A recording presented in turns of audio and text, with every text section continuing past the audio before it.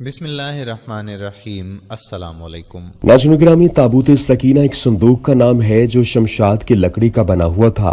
اس صندوق میں حضرت موسیٰ علیہ السلام کا عصا مبارک اور ان کی جوتیاں، حضرت ہارون علیہ السلام کا امامہ، حضرت سلمان علیہ السلام کی انگوٹھی، توریت کی تختیوں کے چند ٹکڑے، کچھ من و سلوہ اور انبیاء علیہ السلام کی صورتوں کے حلیے وغیرہ موجود تھے۔ بنی اسرائیل میں یہ صندوق بڑا ہی مقدس اور بابرکت سمجھا جاتا تھا۔ یہ لوگ جب کفار سے جہاد کرتے اور کفار کے لشکروں کی کثرت اور شان و شوکت دیکھ کر سہم جاتے تو وہ اس صندوق کو اپنے لشکر کے ساتھ رکھ لیتے تھے۔ اس صندوق سے رحمتوں اور برکتوں کا ایسا ظہور ہوتا کہ ان کے دلوں میں سکون و اطمینان پیدا ہو جاتا اور ان کے لرزتے ہوئے دل پتھروں کی چٹانوں سے زیادہ مضبوط ہو جاتے۔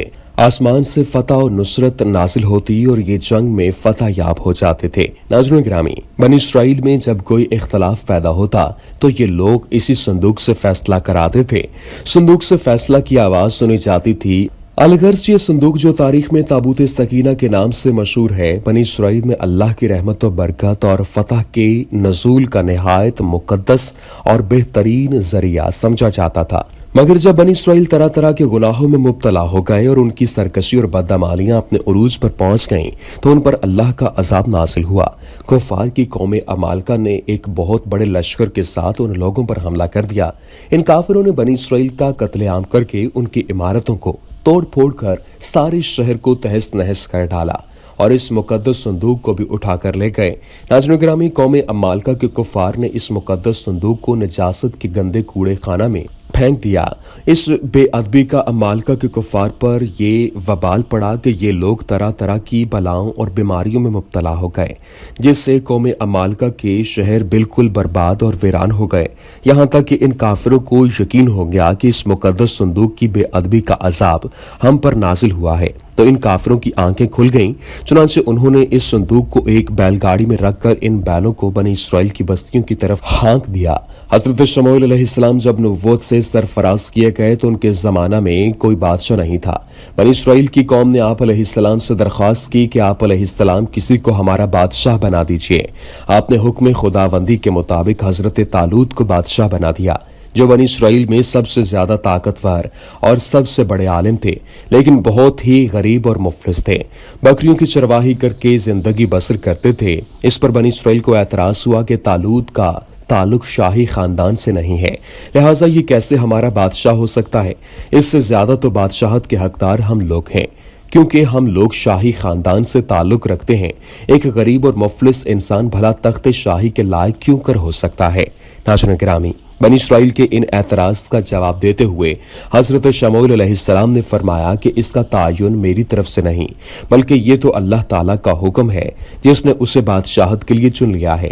پھر ظاہراً بھی وہ تم میں بڑا عالم ہے اور قوی و طاقتور، شکیل و جمیل، شجاع و بہادر اور لڑائی کے فنون سے پوری طرح واقف کار ہے۔ اللہ اپنا ملک جسے چاہے دے اور اللہ وسعت علم والا ہے۔ اس کی بادشاہی کی نشانی یہ ہے کہ آئے تمہارے پاس وہ تابوت جس میں تمہارے رب کی طرف سے دلوں کا چین ہے۔ اللہ تعالیٰ نے قرآن کریم میں اس واقعے کا ذکر کرتے ہوئے یوں ارشاد فرمایا، اور اس نے ان کے نبی سے فرمایا کہ بے شک اللہ تعالیٰ نے طالوت کو تمہارا بادشاہ بنا کر بھیجا ہے۔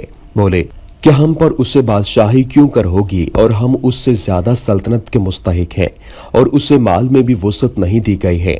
فرمایا کہ اسے اللہ نے تم پر چن لیا ہے اور اس کا علم اور جسم میں کشادگی زیادہ دی ہے، اور اللہ اپنا ملک جس کو چاہے عطا فرما دے، اور اللہ وسعت والا علم والا ہے۔ اور ان سے ان کے نبی نے فرمایا کہ اس بادشاہی کی نشانی یہ ہے کہ آئے تمہارے پاس وہ تابوت جس میں تمہارے رب کی طرف سے دلوں کا چین ہے، اور حضرت موسیٰ و ہارون علیہ السلام کے ترکہ کی بچی ہوئی چیزیں ہیں جس کو فرشتے اٹھا کر لائیں گے۔ بے شک اس میں تمہارے بہت بڑی نشانی ہے اگر تم ایمان رکھتے ہو۔ ناظرین گرامی، پھر تھوڑی ہی دیر میں فرشتے آسمان اور زمین کے درمیان اس تابوت کو اٹھائے ہوئے سب لوگوں کے سامنے آئے اور حضرت طالوت کے سامنے لا کر رکھ دیا۔ इस ताबूत को देखकर उन्हें तालूत की बादशाहत का यकीन हो गया और तमाम बनी इसराइल ने हजरत तालूत की बादशाही को तस्लीम कर लिया।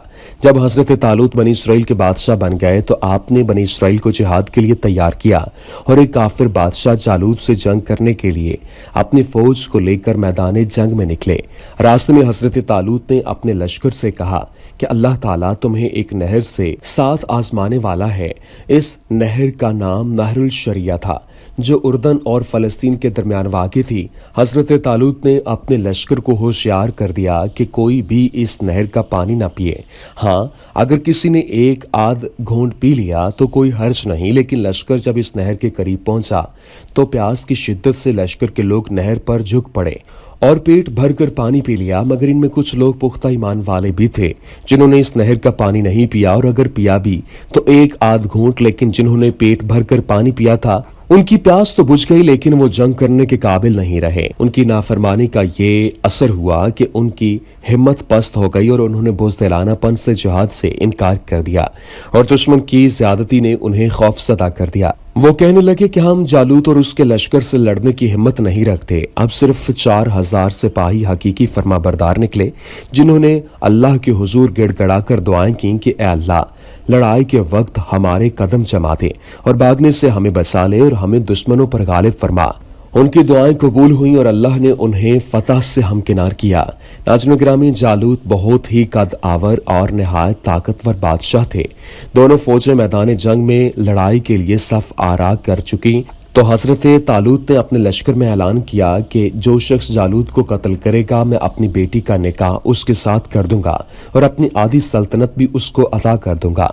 जब जंग शुरू हुई तो हजरत दाऊद अलैहिस्सलाम अपनी गौफन लेकर आगे बढ़े। गौफन एक हथियार था जिसमें पत्थर रखकर दुश्मन पर मारे जाते थे। जालूत पर आपकी नजर पड़ी तो आपने अपने गौफन में पत्थर रखकर और बिस्मिल्लाह पढ़कर जालूत के ऊपर फेंके। ये पत्थर जाकर जालूत की नाक और खोपड़ी पर लगे। जालूत के मरते ही उसके लश्कर की हिम्मत टूट गई और उसके लश्कर में भगदड़ मच गई।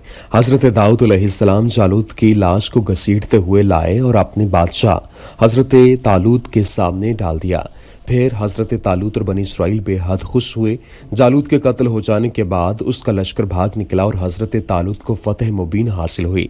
हजरत तालूत ने ऐलान के मुताबिक अपनी शहजादी का निकाह हजरत दाऊद अलैहिस्सलाम से कर दिया और उन्हें अपनी आधी सल्तनत का बादशाह भी बना दिया। इस वाक़े के 40 साल बाद जब तालूत का इंतकाल हो गया तो हजरत दाऊद अलैहिस्सलाम पूरी सल्तनत के बादशाह बन गए। और जब हजरत शमूएल अलैहिस्सलाम की भी वफात हो गई तो अल्लाह ताला ने दाऊद अलैहिस्सलाम को बादशाहत के साथ साथ नबुव्वत से भी सरफराज फरमा दिया। नाज़रीन गिरामी, एक रिवायत में है हजरत दाऊद अलैहिस्सलाम की जबरदस्त ख्वाहिश थी कि वो इस संदूक यानी तबूत सकीना के लिए एक मुस्तकिल घर बनाएं ताकि ये महफूज रहे। बिलाखिर हजरत सुलेमान अलैहिस्सलाम ने अपने अहद सल्तनत में ये घर तामीर करवाया जो हैकल सलमानी के नाम से मशहूर हुआ। हजरत सुलेमान अलैहिस्सलाम ने यहाँ खादमों के लिए रिहाइश गाहें भी बनवाई थीं। उनके बाद हर आने वाले बादशाह ने इस हैकल की 12 दरियों और बरामदों में इजाफा किया, हत्ता कि ताबूत सकीना का कमरा इन मुख्तलिफ इमारतों में चारों तरफ से घिर गया। और फिर एक सफाक और जालिम बादशाह बख्त नसर ने बनी इसराइल पर हमला किया तो दूसरी इमारतों के साथ साथ हैकल सलमानी को भी तबाह बर्बाद कर दिया। इस अफरा तफरी में ताबूत सकीना गायब हो गया और आज तक उसका कोई सुराग नहीं मिल सका। दुआ है रब्बे करीम मौला हमें नबी करीम सल्लल्लाहु अलैहि वसल्लम का पक्का सच्चा पैरोकार बनने की तौफीक अता फरमा। आमीन।